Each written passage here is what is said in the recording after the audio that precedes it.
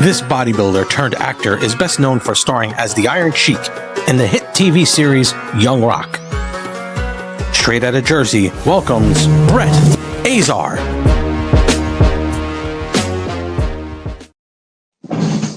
That was a cool intro, dude.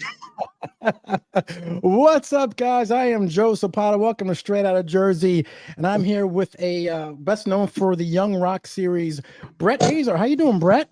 I'm fantastic. Thanks for having me on this, man. No, thank you for coming on, man. He's a fellow Jersey brother. How you feeling though these days, Brett? Well, this is my first public appearance in Yes. 2 years, really. Yes. And everyone wants to know, how are you feeling? I'm good enough to be on a Zoom call right now. Okay. Pray that I can last 40 minutes without having to run to the bathroom. Things have been crazy, man. Okay. Yeah. Tell my audience what happened. So when I was filming season 3 of Young Rock 3 years ago, I came down with a terrible case of ulcerative colitis, and I was bleeding out my bottom. Pain was ridiculous. I thought I was dying. Everyone on set was like, dude, you're withering away, because I couldn't eat. Everything was falling apart. And I had one more week of filming till the season was over. So I was like, I'm going to finish the season. We're doing wrestling scenes on my last filming days. And I was literally bleeding out while we're filming. And I was getting thrown out of the ring. And as soon as they said cut on the last take, the producers were like, get him to the hospital. And so they brought me to the hospital in Memphis where we were filming. And they put me in there for 2 weeks. And they were like, you're in a terrible situation. You have the worst case of ulcerative colitis you can have. You need to get on meds immediately. You need to start this, start that. So I started that whole process of healing then, recovery then. And I was a guinea pig for all those biological meds, the Humira, Stelara, Entyvio, you name it. If it had to do with ulcerative colitis or Crohn's, they put me on it. Nothing worked. And my daily regimen, I was taking 8 to 10 Percocet a day and 40 milligrams of prednisone just to get by, just to allow me to leave my house and go to the gym and smile out in public. I remember I was going through it pretty bad during some conventions, and even Lou Ferrigno was like, what are you on right now? I was like, you don't want to know. He's like, my knee hurts. You got anything to help me? I'm like, no, fuck off. These are mine. So it was funny. Lou was trying to hit me up for a Percocet. But the last of May, everything changed. The doctors were like, so you're not going to live much longer if we don't take your colon out. So they took my whole colon out a year ago, May 20th. And that was an adjustment because now I had to live with a bag. The pain was immediately gone, but the doctor was like, thank you we're so grateful that we did this now. He said he's a world-renowned surgeon for colon removal, and he said that he's never seen a colon like that come out of someone who was still alive. And I was like, what? And he showed me a photo of it, and the whole left side was all dead tissue. It looked like bacon. And the whole right side was filled with polyps that were all precancerous, hundreds of them. And he said, we didn't even see this because you were so inflamed, we couldn't get the scope up around the corner to even know what was inside you. He said, you had 3 years to live, max. And I was like, wow. And so I was recovering with that. I had the bag for a while. I was a little too active than I should have been, having a stoma, and it prolapsed. So, meaning I had 6 inches of intestine hanging out of my stomach now into this bag. Very uncomfortable. I'm sure. Stupid of me. I went golfing too soon for a charity event. And all of a sudden I called my wife. I was like, honey, I think I'm going to die. And I showed her and she started crying. Oh my God. Because there was 6 inches of guts just hanging. It was gnarly. Wow. But then, all right. So fast forward February, they called me in again and they said, so your rectum's infected and your gallbladder needs to be removed too. So February, they took that out. And then I was still had the bag, a new bag, because they changed everything around inside me. And then finally, April 14th this year, they sewed me up, stuck my guts back in, and connected me down to my bottom again. And ever since then, not having a rectum, all they did was just fold my intestines over at the end there to make it like the double thick intestine to be a fake rectum. It doesn't hold a damn thing. So I've been doing a lot of sprinting lately, specifically to a toilet. It's the most sprinting I've ever done in my life, and a lot more ass clenching than I've ever thought I'd need to do. And unfortunately, I got to put on a diaper at night, and it's just mentally such a mind fuck to be going through this. They say it gets better, but it's like I thought this spinal surgery would be like the last of the troubles, and then now I'm dealing with a diaper. That's crazy. And there's nicer ways of saying it, but it's a fucking diaper. So it is what it is. Yeah. As bodybuilders, you know, I'm into the bodybuilding industry. You're in bodybuilding. You look great. We got to eat a lot of protein. Yeah. That runs right through you. Everything runs right through me. And the worst part is, like, I love like eggs and egg whites and high protein. But if you think about what's going on inside me now, I don't have half of my GI tract. So everything's coming out of me really fast and not getting totally absorbed. So there's a lot of stomach acid still in the stuff I eat that comes out of me. So it's like, if I eat the wrong thing, it is just fire down there because it's just acid. Have you lost any size? You don't seem like you have. I lost muscle, gained fat over the past year. Okay. Because it's just, I couldn't train hard nearly as hard. I can't do really anything that involves abdominal tension, or else I'll just blow my guts out when I have the bag. Right now I'm recovering well. This is the most active I've been since it all began surgery wise. So it's really time to get back in shape. It's just, you're right about wanting to eat what I want to eat. And it's still like, I know I'm going to have to be in the bathroom every 20 minutes. Like I'm going 20 times, 30 times a day. Yeah. Which is just nuts. And if you want to get really graphic, for some reason, the way I'm constructed inside there, when I run and sit down on the toilet, it doesn't flow out. It dribbles, like there's a drop. Where if I'm just sitting around in my recliner and I get the urge, I can fill my diaper. That's crazy. So it's like, I told my doctor, I was like, yo, like I can go easily if it's just chilling, standing around when I don't want to, but when I want to, nothing's happening. He's like, oh yeah, your body needs to adjust. It's like, dude, I'm not ready. I was not ready for this mentally to deal with. That's what I was going to ask you. Mentally, how are you dealing with this? You know, I saw you. I was at a lot lower points. There's been a lot lower points. Pre-surgery was really bad. Especially, I mean, all the Percocet and painkillers and everything that I was going on. It really did a number on me. I saw a dark side that I didn't want to see. I started gambling a lot, but like eBay Live, like eBay gambling, like buying sports cars and shit. And things went down a bad road for a few months until I kind of just checked it with my brain and was like, what the fuck are you doing?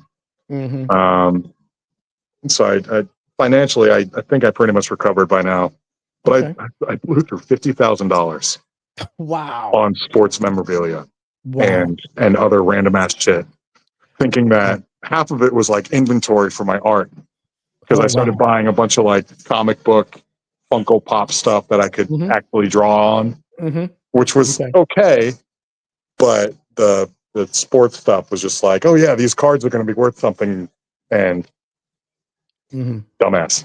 Yeah. You grew up bodybuilding, obviously. Did you enjoy how'd you get into bodybuilding? Did you just? I grew up. I don't know if you know my family history. I got a Well, Monty and Farrell had mentioned something, and I didn't want to bring it up because I know Monty and Farrell; those guys are good guys. yeah. Mike Monty. Is it true about your father Yeah. killing? So my father murdered my little sister Okay. and went to jail for life. But when I was 16, he actually found a glitch in the Massachusetts law and got out on time served. Holy shit. So I've never seen him except for in court that one day. Okay. I have no desire to see him. He straight up murdered my little sister. And growing and then while we were in court, when I was I was 2 years old. But when my mom was in court with him, his family went behind her back and ransacked the house and took everything. So she was left with nothing. We moved back with my grandparents. My grandmother and my grandfather was a salesman, so he was only home on the weekends. But he had a collection of Arnold movies and like action movies, and I would watch that from like 3 years old on. I remember I almost got suspended from kindergarten because I was drawing Predator and guns and Arnold, and they were like, he's drawing guns again. And I always had like Arnold as this like, I'm gonna be him one day. I'm gonna be a superhero, action hero, have the body, be a role model, be minus his bad guy roles like Terminator. But and then so I became like a anti what my dad was. Like he was my villain and I wanted to be the hero in the story. Ideal. So I based my life around always being a do-gooder, straight A's, captain of the football team. Everything was, I was type A, so everything was like, had to be done. I fell in love with the gym, fell in love with sports. In high school, when I was like really just all athlete, all my friends called me Hollywood. And I was like, why the fuck do they call it? They're like, they always called me Hollywood. And eventually, I started competing bodybuilding. And at the same time, I was doing theater in college. So I just loved the stage either way. You loved acting. Yeah. And bodybuilding was just another form of performance to me in an extreme way. But I was doing that through college. And then, so out of college, I was personal training, had my own business. My girlfriend at the time had this interview with a New York City modeling agency. And I went with her, and the agent was like, "Who are you?" I was like, "I'm the boyfriend." And he goes, "Sign this." And he signed me to the agency that day. Oh, wow. She didn't get signed. And then he called me the next day. My girlfriend and I were living together in Rhode Island at the time. And he called me the next day. He's like, I got an audition for her. I actually booked you on a commercial for ESPN tomorrow. And I was like, let's go. And I was modeling the college uniforms that were coming out for football, college football. And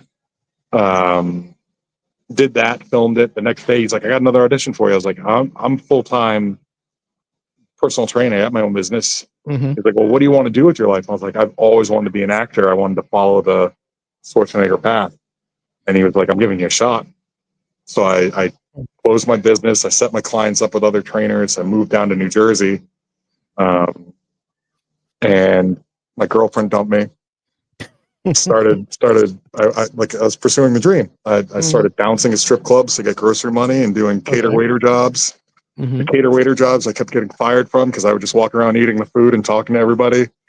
And like, I didn't take it seriously. Like, I did an event and Shaq was the main guy. I walked up to him. I was like, yo, Shazam. Yo, Mr. Man of Steel. And he was calling me steroid Tom Cruise. He was like, hey, creatine, get over here. And it was funny. We were passing around the hors d'oeuvres. He's like, I don't do this like foo-foo shit. Like, give me some real food. You got to help me out.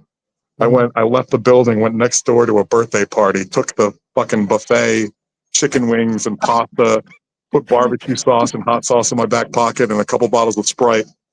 I go back to him in his VIP room. He dropped the N-word, but he goes, you know how a N-word eats. And then my boss started ripping me, and Shaq was like, no, he's good. He's staying with me now. That's So cool. that was I love Shaq for that, but I never worked a cater waiter job after that. It was strictly bouncing at strip clubs after that. I would imagine. That's crazy. Yeah. Now, then you did also stunt work. How'd you get stunt work? Is that through acting That too? literally just happened because of my physicality. Okay. The You're a big first guy. stunt gig I did was with Terminator.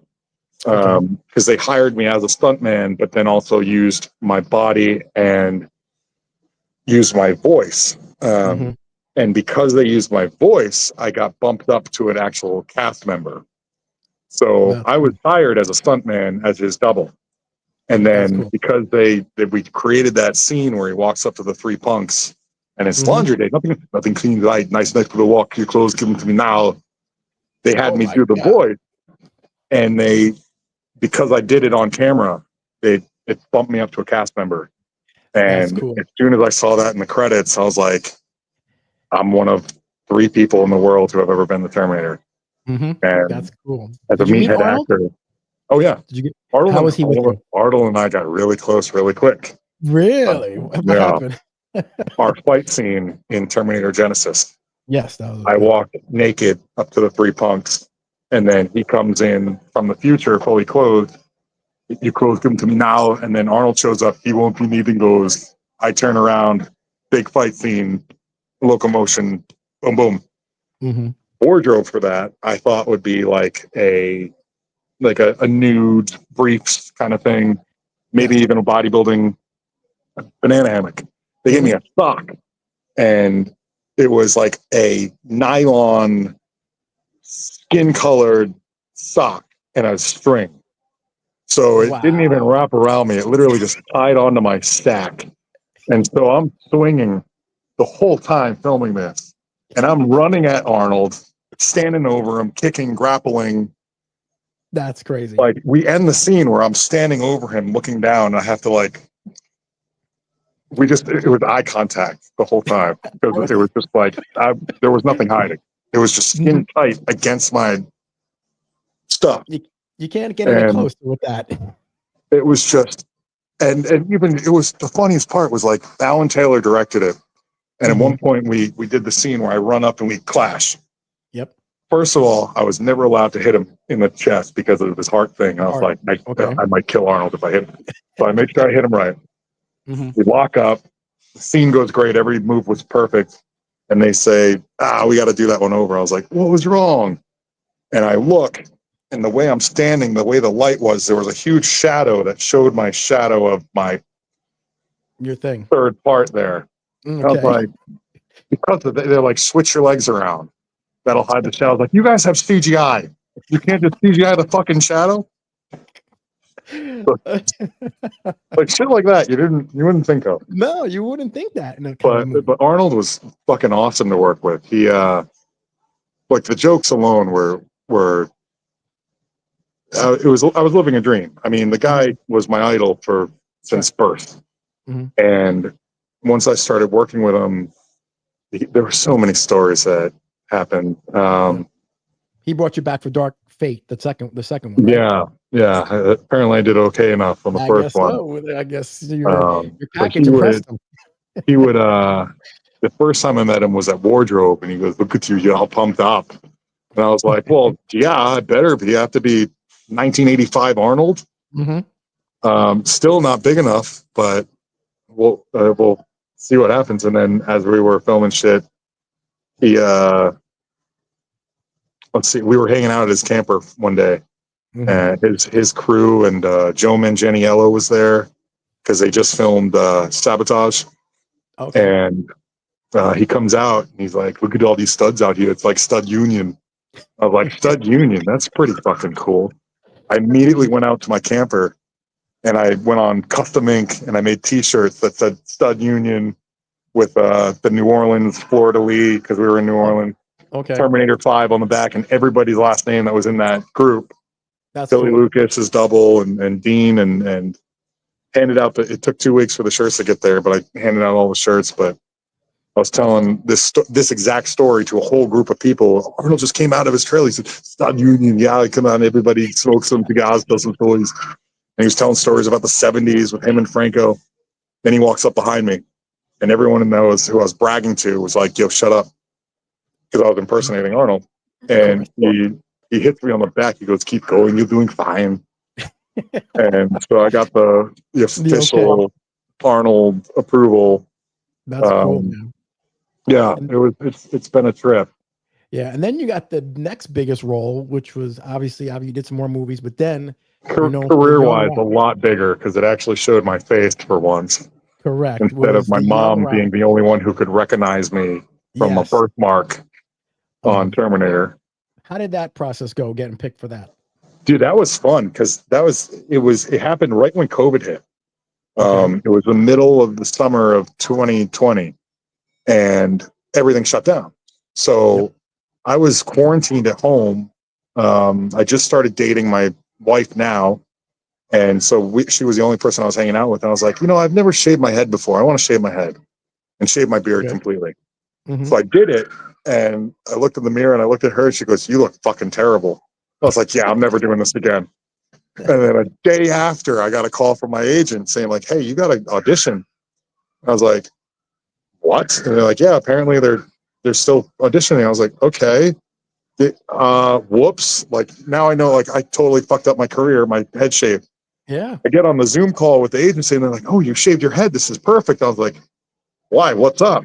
They're like, "Can you do an Arab accent?" And I was like, "No problem. I Lebanese. Of course I do.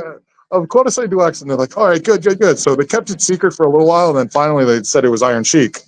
Okay. So for a month, I made it past the first audition. Okay. And they gave me a month to really nail down the character, nail down the voice. And this whole time, I'm doing all the Iron Sheik promos, like the "fuck your ass, you jabroni," like all like the bad shit. I get back on the second interview. How'd it go? So like, let's hear your lines. And I do full on like Howard Stern cheeky. And they were like, "Well, we're looking for like a family version of Iron Sheik." And I was like, "Okay, no problem. Sheik family man only." And I just started playing with that. And they're like, "Yeah, we love you. It's going to work. We're going to go film in Australia." And that's how we were able to do it during COVID. They flew us all out to Australia. And once we were there, we had to stay there for the entire filming of the season. So I was out for 5 months. Did you ever meet the Sheik's family? Did they approve of you? Sheik's daughter Nicole is a dream. I got in contact with the Sheik's nephews before we started filming and told them what was going on, and they were super excited because any press for Sheik they love.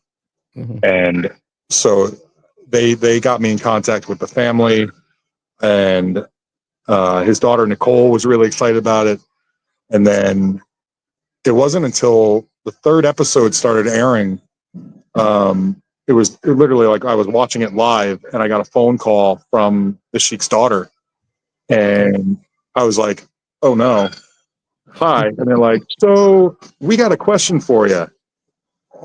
Is dad lying or keeping a secret about a son that he's never had, that he hasn't told us about?" And I was like, "What?"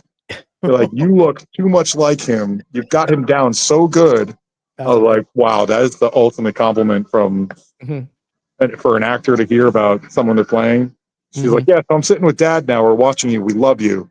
And I was like, "Yes." That's awesome. That's awesome, man. Huge win.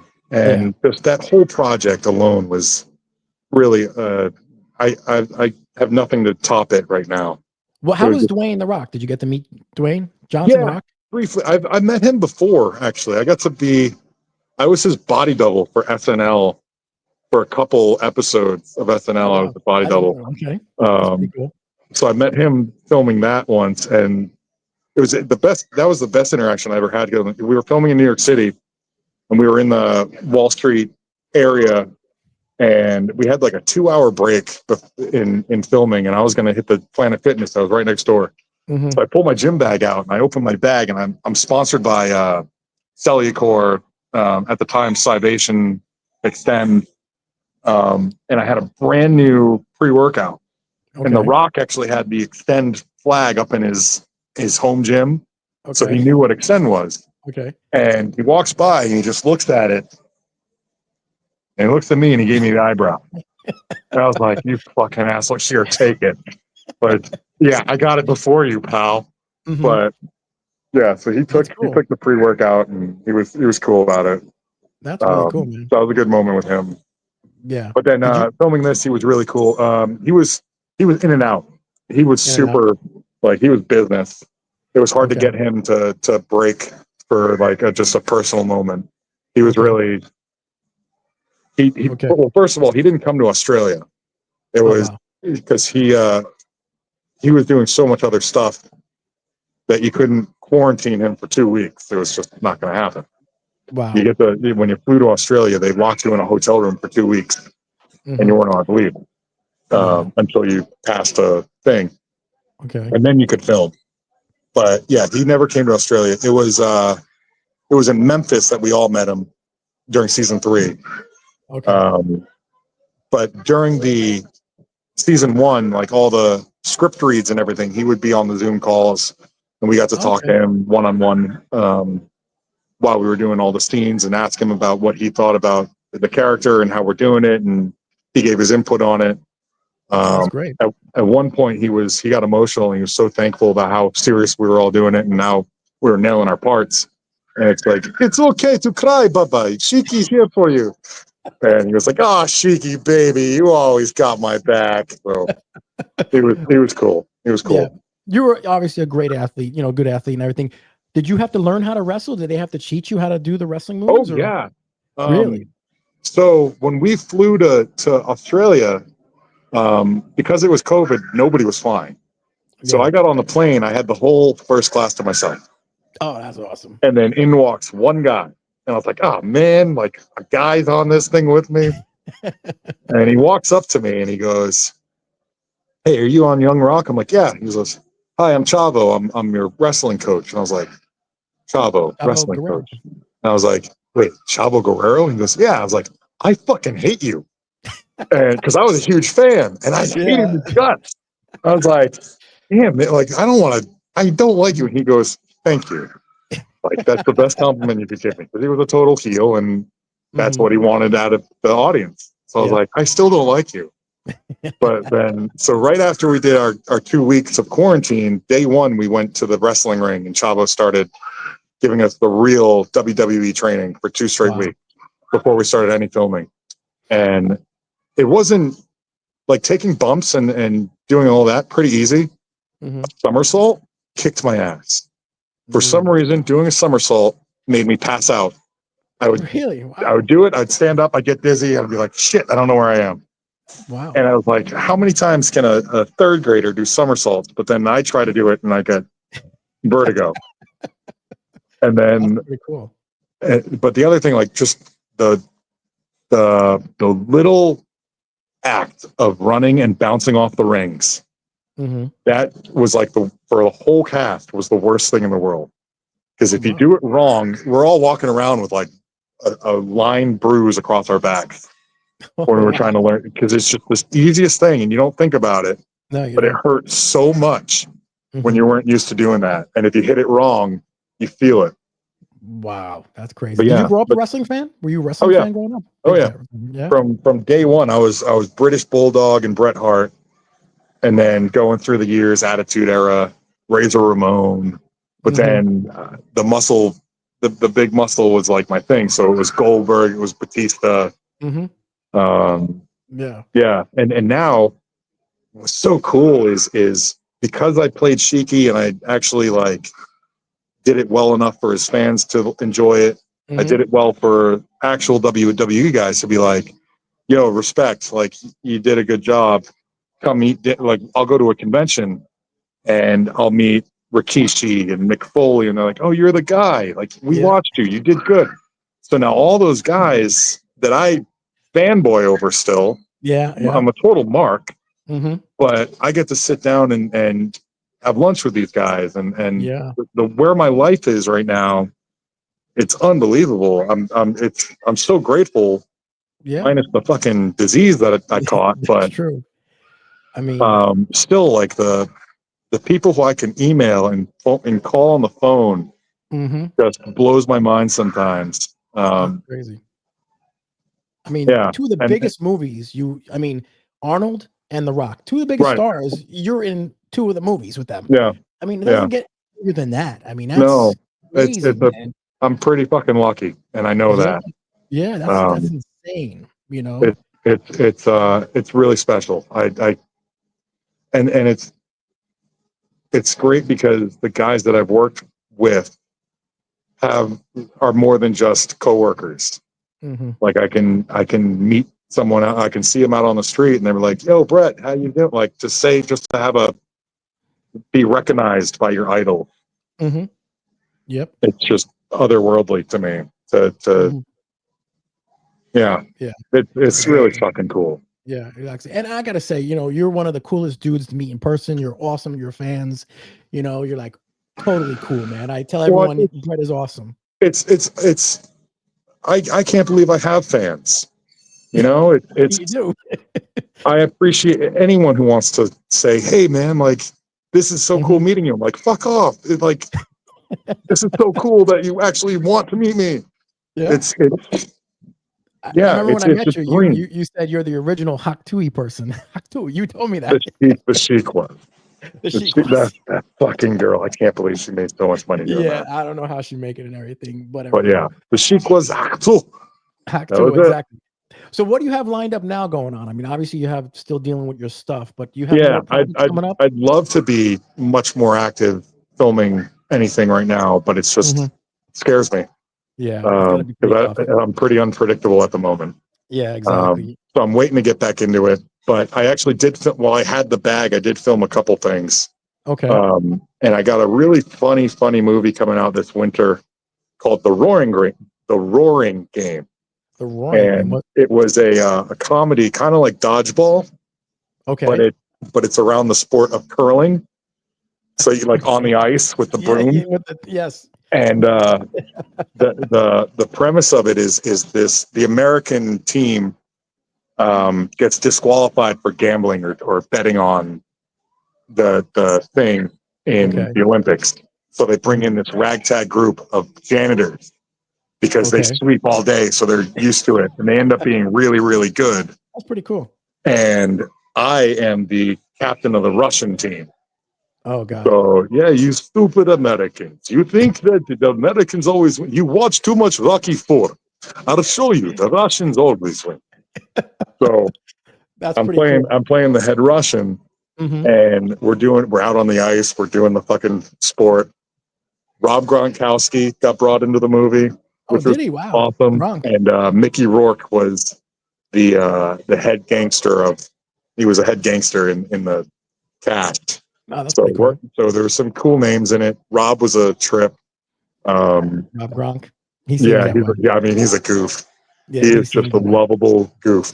Hmm. Right. Um, You were in another movie called Jersey Shore Massacre. Is that that was correct? my first movie. That was your first movie, correct? Yeah, And did the J who JWoww JWoww executive produced it. produced that? Correct. That's So what I heard. actually, it started out like we were doing it while they were still filming Jersey Shore, Yeah. and their production team and their cast hated us because the down on Seaside, the clubs that they were not allowed to go to because they would destroy places. Hmm. We were allowed to go to because we were professionals and we would film and actually not ruin a bar. So they actually hated us at first, and then when we were going through it, JWoww actually came on board Hmm. to produce it and get Hmm. us into the theaters for like a couple of weeks. Hmm. So they came to the premiere. I played Gino the Guido, which was basically like the Ronnie character, Ronnie. Okay. just the alpha, dumb as bricks, physical, wanted to get into a fight wherever he went, kind of thing. Hmm. That movie was so funny. We killed off all the Guidos. It was a horror movie, and my death was I'm going to hook up with a chick, and I'm bringing her to this because we're Airbnb-ing this house where this murderer lurks, Hmm. and I'm bringing her to her bedroom, but I pass another room and I see a tanning bed in the other room, and I'm like, "Oh, I'm gonna go get my tan on." Like, you wait here, go shower or something. I'm gonna do my thing, Okay. and I was supposed to just strip down into my underwear and hop into the tanning bed. But I was having so much fun with this that I went down to wardrobe and I was like, what kind of girl's underwear do you have that I can fit into? Oh And the God. wardrobe lady was like, I got this leopard print thong. And I was like, perfect. Oh my God. So Only I you. go to film the scene and I drop my trousers. I start dancing around and everyone just starts cracking up because nobody knew I was going to do that. And That's I fucking planted funny. shit around the room. I had like a razor, so I'd like start shaving my groin or something. They were cracking up. And then finally I get in the tanning bed and then the murderer comes in, the guy comes in and he locks me in and he burns me alive. And That's that crazy. it was a funny fucking scene. That's But great.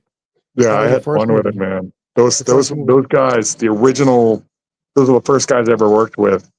So to me, like that's they got a special place in my heart. That Mhm. whole production team and Yeah. cast. And Yeah. then it was cool because JWoww and Ronnie came to the premiere and we went out to sushi and shit. And JWoww has been a friend of mine ever since, Wow, that's really cool. which is really fucking awesome. Wow, that's awesome. Yeah. Brett, I just want to, we're like 40 minutes in and I want to respect your time. I know you got things doing. Thank you so much for coming. Where can people find you? And, is there anything people can do for you? And, we want you healthy again. So you're doing those movies for us. No, I mean, I don't ask for help right now. I did a GoFundMe a while ago when I was going through the Yeah. So we surgeries just because heard that's tough. Those medical bills can be tough. I had to sell my antique cars and a lot of my shit. Yeah. The medical That's bills tough. added up quick Oh, of with course. the Those medical bills tough. 3 major surgeries. But I don't want to. I feel bad just asking for shit. Yeah. But if you want to contact me or follow me on Instagram, that's the best way. It's just my name, Brett Azar. What Yep. I'm really doing right now is I've gotten into art, Okay. and I've been fucking killing it. I saw it on the Funko Pops, right? Funko Pops, yes, like I That's customize awesome. it, I paint on the box, but right now I'm doing portraits on Okay. canvas, Okay. and they're coming out. Like I want you guys to go look at my page. I wish I was home. I would show you, Yeah. So yeah, you did but an awesome lion, I think it was, right?